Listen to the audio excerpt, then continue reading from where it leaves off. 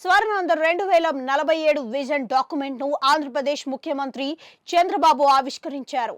విజయవాడలోని ఇందిరాగాంధీ మున్సిపల్ స్టేడియంలో నిర్వహించిన కార్యక్రమంలో సీఎంతో పాటు డిప్యూటీ సీఎం పవన్ కళ్యాణ్, మంత్రులు పాల్గొన్నారు. 10 సూత్రాలు ఒక విజన్ పేరిట డాక్యుమెంట్ ను చంద్రబాబు ఆవిష్కరించారు.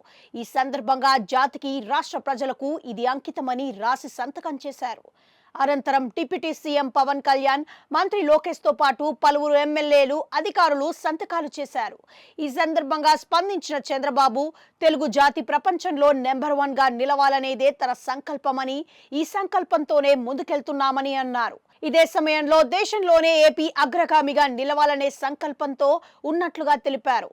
నేడు $3,000 కంటే తక్కువగా తలసరి ఆదాయం ఉందని తెలిపారు. ఈ క్రమంలో 2047 నాటికి $42,000లకు తలసరి ఆదాయం పెరగాలనే లక్ష్యంతో ఉన్నామని చెప్పిన చంద్రబాబు, విజన్ డాక్యుమెంట్ కోసం సుమారు 17 లక్షల మంది తమ ఆలోచనలను పంచుకున్నారని చెప్పడం గమనార్హం.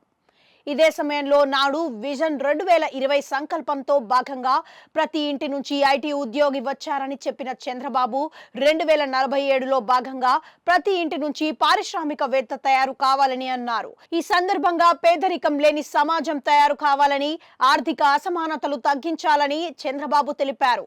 ఇక ప్రధానంగా పేదరిక నిర్మూలన, ఉపాధి కల్పన, నైపుణ్యం, మానవ వనరుల అభివృద్ధి, ఇంటింటికి నీరు, రైతు వ్యవసాయ సాంకేతికత, ప్రపంచ స్థాయి పంపిణీ వ్యవస్థ, శక్తి ఇంధనాల వ్యయ నియంత్రణ, అన్ని రంగాల్లోనూ పరిపూర్ణ ఉత్పాదన, సమగ్ర విధానాలతో స్వచ్ఛాంధ్ర వంటి 10 సూత్రాలతో విజన్ 2047 రూపొందించారు.